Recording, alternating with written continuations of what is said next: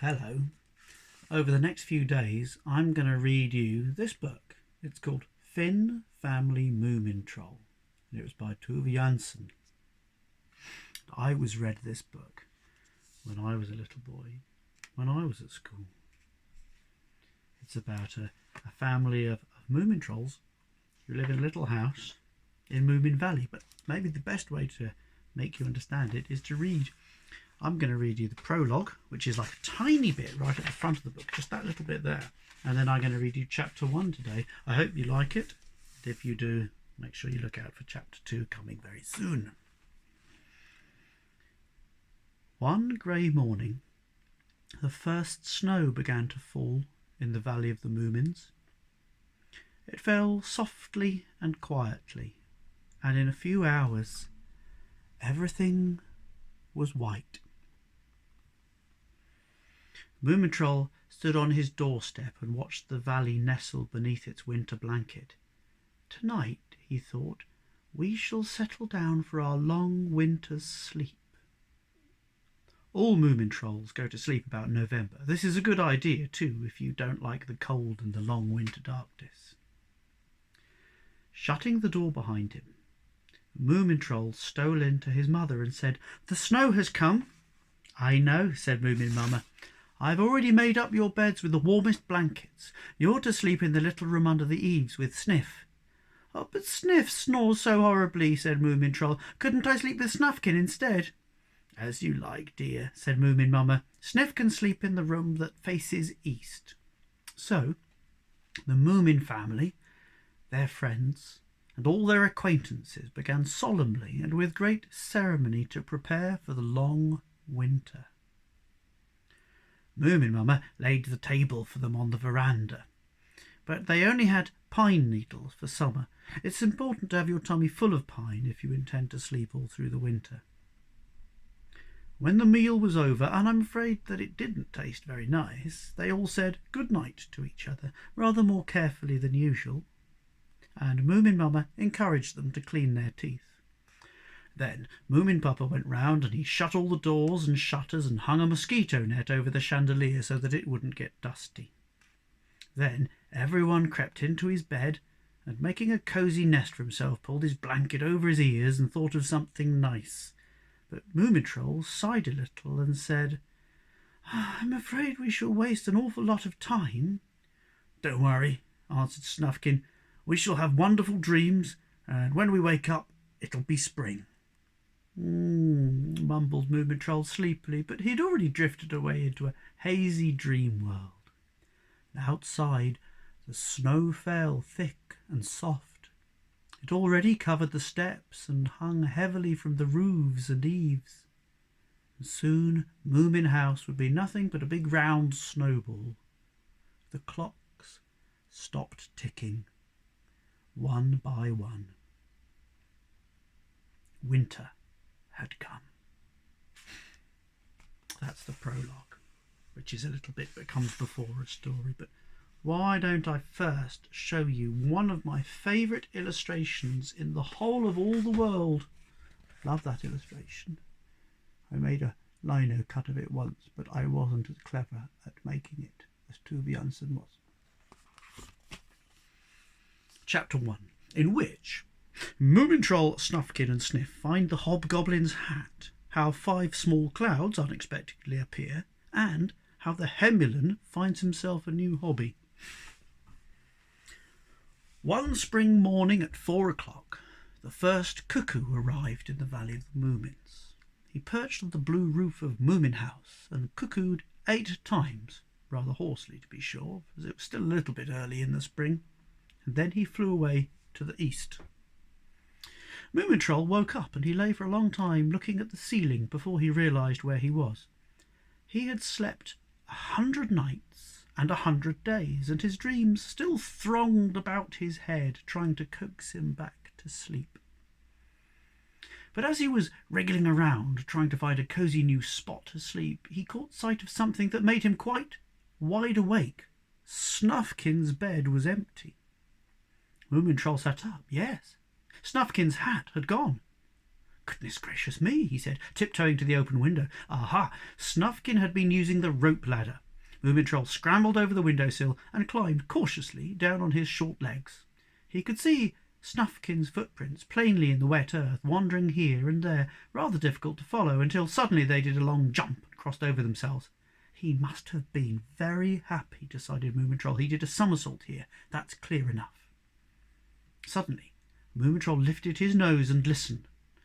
Far away, Snufkin was playing his gayest song, All Small Beasts Should Have Bows in Their Tails.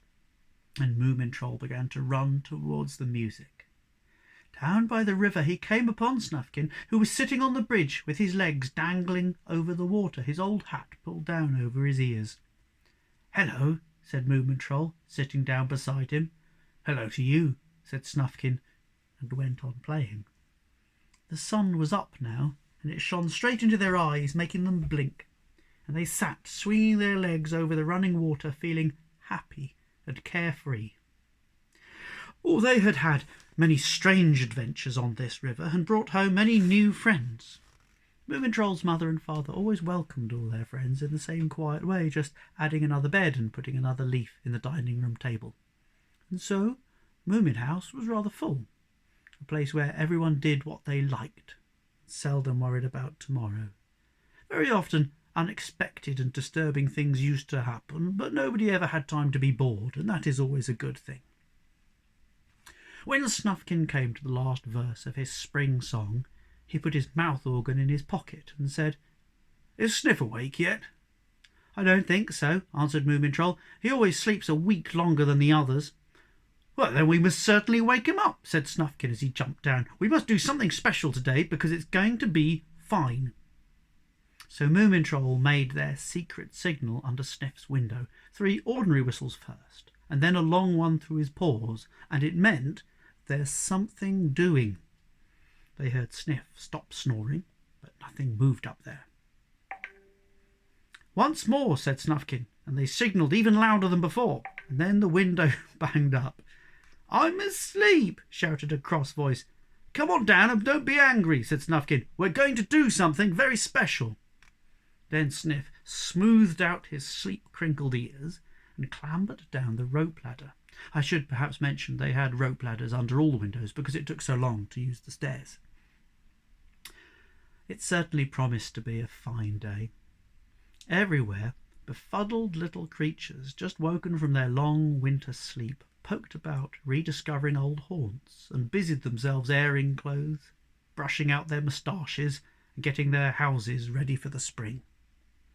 Many were building new homes, and I am afraid that some were quarrelling. You can wake up in a very bad temper after such a long sleep. The spirits that haunted the trees sat combing their long hair, and on the north side of the tree trunks baby mice dug tunnels amongst the snowflakes. "Happy spring," said an elderly earthworm. "And how was the winter with you?" "Very nice, thank you," said Moomintroll. "Did you sleep well, sir?" "Fine," said the worm. "Remember me to your mother and father."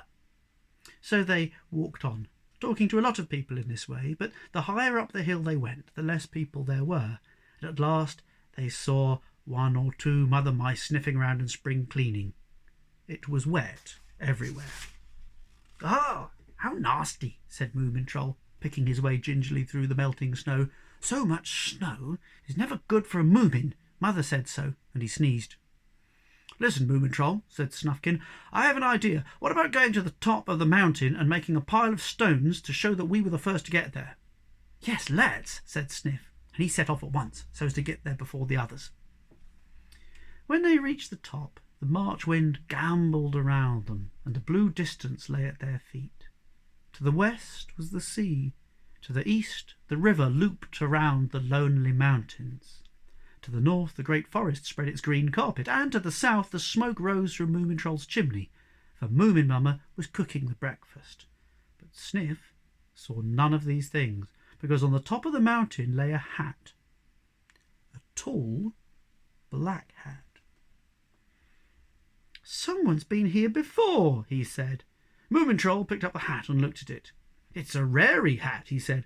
"Perhaps it will fit you, Snufkin." "No, no," said Snufkin, who loved his old green hat. "It's much too new." Perhaps Father would like it, mused Moomintroll. Well, anyway, we'll take it with us, said Sniff. But now I want to go home. I'm dying for some breakfast, aren't you? I should say that I am, said Snufkin. And that was how they found the Hobgoblin's hat and took it home with them, without guessing for one moment that it would cast a spell on the Valley of the Moomins, and that before long they would all see strange things. There's another lovely illustration you can see. I wonder if you can see the three of them at the top of the mountain finding the Hobgoblin's hat. And if you look carefully above, you can see some birds flying in the sky. When Moomintroll, Snufkin and Sniff went out on the veranda, the others had already had their breakfast and they'd gone off in different directions. Moominpapa was alone reading the newspaper. "Well, well, so you have woken up too," he said. "Remarkable little in the paper today. A stream burst its dam and swamped a lot of ants. All saved. First cuckoo arrived in the valley at 4 o'clock and then flew off to the east. This is a good omen, but a cuckoo flying west is better still."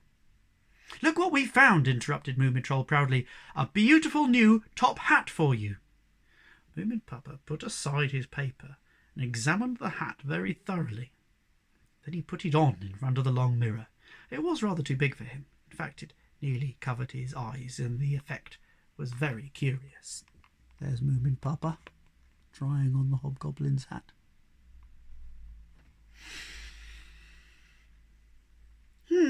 Said Moomin-Mama. "That's smart too, but I almost think that you look more dignified without a hat." Moomin-Papa looked at himself from the front, from behind, and from both sides, and then he put the hat on the table with a sigh. "You're right," he said. "Some people look better without hats." "Of course, dear," said Moomin-Mama kindly. "Now, eat up your eggs, children. You need feeding up after living on pine needles all the winter." And she disappeared into the kitchen again. "But what shall we do with a hat?" asked Sniff. "It's such a fine one." "Use it as a waste paper basket," said Moominpapa, and thereupon he took himself upstairs to get on writing his life story, the heavy volume about his stormy youth. Snufkin put the hat down on the floor between the table and the kitchen door. "Now you've got a new piece of furniture again," he said, grinning, for Snufkin could never understand why people like to have things. He was quite happy wearing the old suit he'd had since he was born. Nobody knows when and where that happened. And the only possession he didn't give away was his mouth organ. If you don't know what a mouth organ is, it's the harmonica. That's what Snufkin has in his pocket, and he likes to play tunes on it. Where were we? Completely lost. The only possession he didn't give away was his mouth organ. "If you finish breakfast, we'll go and see how the Snorks are getting on," said Moomintroll. But before going out into the garden, he threw his eggshell into the waste paper basket, for he was sometimes a well-brought-up Moomin.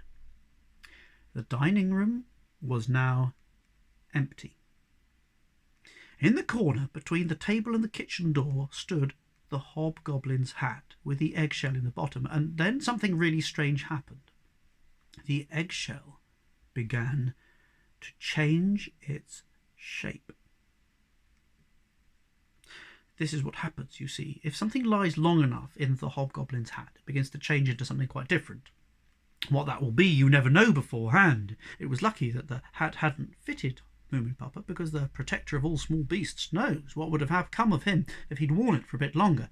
As it was, he only got a slight headache, and that was over by dinner.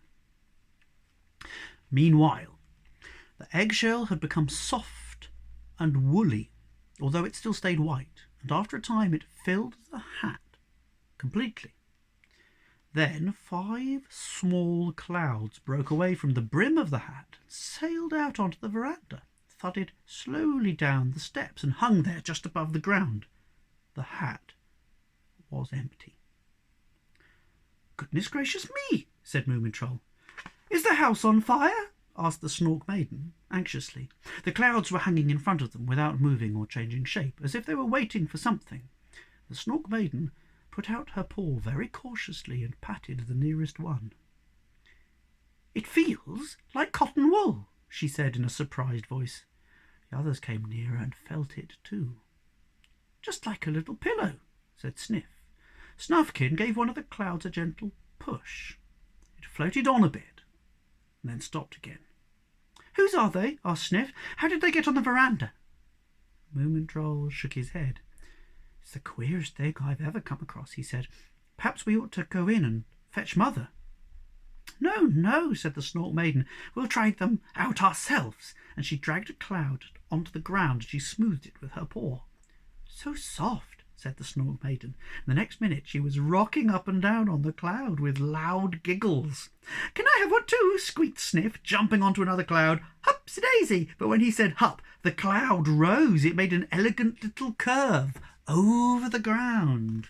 "Golly," burst Sniff, "it moved!" And then they all threw themselves onto the clouds and they shouted, "Hup, hup, hupsy-daisy!" And the clouds bounded wildly about until the Snork discovered how to steer them. By pressing a little with one foot, you could turn the cloud. If you pressed with both feet, it went forward. If you rocked gently, the cloud slowed up. They had terrific fun, even floating up to the treetops and up to the roof of the Moomin house. Moomintroll hovered outside Moomin Papa's window and he shouted, "Cock-a-doodle-doo!" He was so excited that he couldn't think of anything more intelligent. Moomin Papa dropped his memoir pen and he rushed to the window. "Bless my tail!" he burst out. "Whatever next?" "It will make a good chapter for your story," said Moomintroll, steering his cloud to the kitchen window where he shouted to his mother. But Moomin Mama was in a great hurry and she went on making rissoles. "What have you found now, dear?" she said. "Just be careful you don't fall down." But down in the garden, the Snork Maiden and Snufkin had discovered a new game. They steered at each other full speed and collided with a soft bump. First to fall off had lost. "Now we'll see," cried Snufkin, urging his cloud forward, but the Snork Maiden dodged cleverly to the side and then attacked him from underneath. Snufkin's cloud capsized and he fell on his head in a flower bed and his hat fell over his eyes. "Third round," squeaked Sniff, who was referee and was flying a little bit above the others. "That's 2, 1, ready, steady, go!" "Shall we go on a little flying tour together, Moomintroll?" asked the Snork Maiden. "Certainly," she answered, steering her cloud up beside his. "Where shall we go?" "Oh, let's hunt up the Hemulen and surprise him," suggested Moomintroll. They made a tour of the garden, but the Hemulen wasn't in any of his usual haunts. "He can't have gone far," said the Snork Maiden. "Last time I saw him, he was sorting his stamps." "But that was 6 months ago," said Moomintroll. "Oh, so it was," she agreed. "We've slept since then, haven't we?" "Did you sleep well, by the way?" asked Moomintroll. The Snork Maiden flew elegantly over a treetop and considered a little before answering. "I had an awful dream," she said at last, "about a nasty man in a high black hat who grinned at me." "How funny," said Moomintroll. "I had exactly the same dream. Had he got white gloves on too?" The Snork Maiden nodded. Slowly gliding through the forest, they pondered this a while.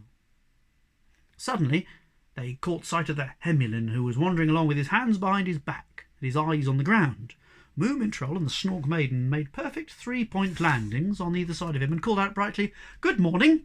"Ouch! Oh!" gasped the Hemulen. "How you frightened me! You shouldn't jump at me suddenly like that." "Oh, sorry," said the Snork Maiden.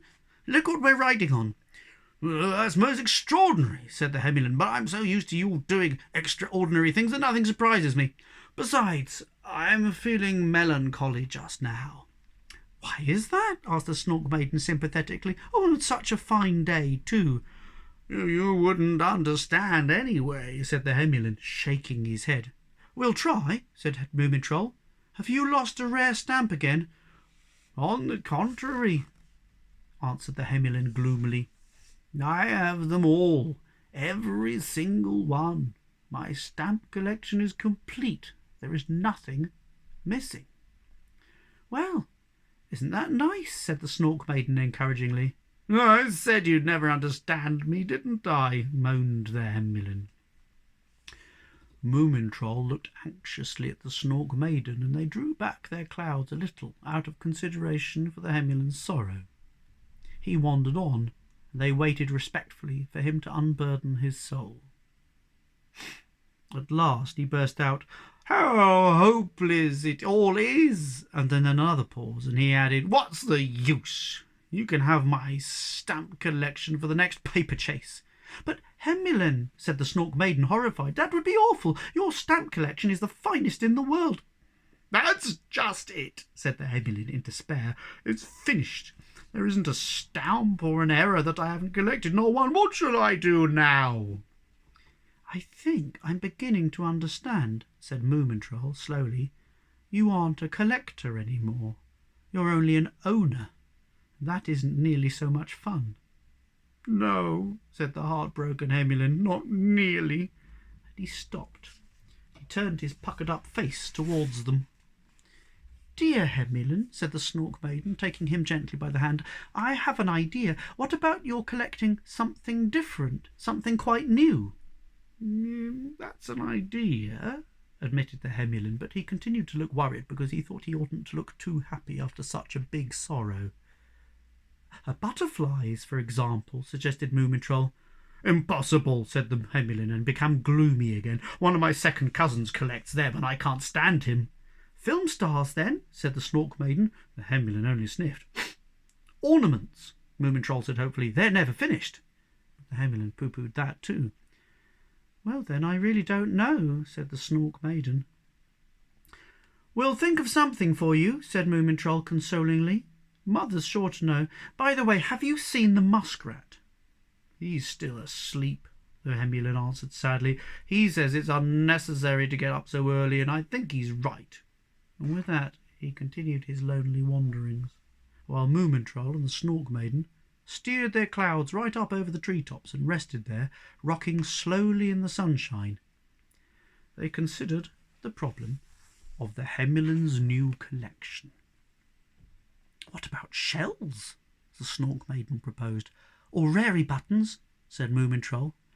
But the warmth made them sleepy and didn't encourage thinking. So they lay on their backs on the clouds and looked up at the spring sky where the larks were singing. Suddenly they caught sight of the first butterfly. And as everyone knows, if the first butterfly you see is yellow, the summer will be a happy one. If it is white, then you will just have a quiet summer.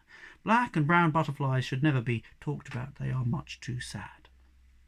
But this butterfly was golden. "What can that mean?" said Moomintroll. "I have never seen a golden butterfly before." "Gold is even better than yellow," said Snork Maiden. "You wait and see." There they are lying on their clouds. I can even see the butterfly. When they got home to dinner, they met the Hemulen on the steps. He was beaming with happiness. "Well," said Moomintroll, "what is it?" "Nature study," shouted the Hemulen. "I shall botanise. The Snork thought of it. I shall collect the world's finest herbarium." And then the Hemulen spread out his skirt to show them his first find. The Hemulen always wore a dress that he'd inherited from his aunt. I believe all Hemulens wear dresses. It seems strange, but there you are. Among the earth and the leaves lay a very small spring onion. "Gegea lutea," said the Hemulen proudly. "#1 in my collection. A perfect specimen." And he went in and he dumped the whole lot on the dining table. "Put it in the corner, Hemul dear," said Moomin Mamma. "I want to put the soup there. Is everyone in? Is the muskrat still sleeping?" "Like a pig," said Sniff. "Have you had a good time today?" asked Moomin Mamma when she'd filled all the plates. "Wonderful," cried the whole family.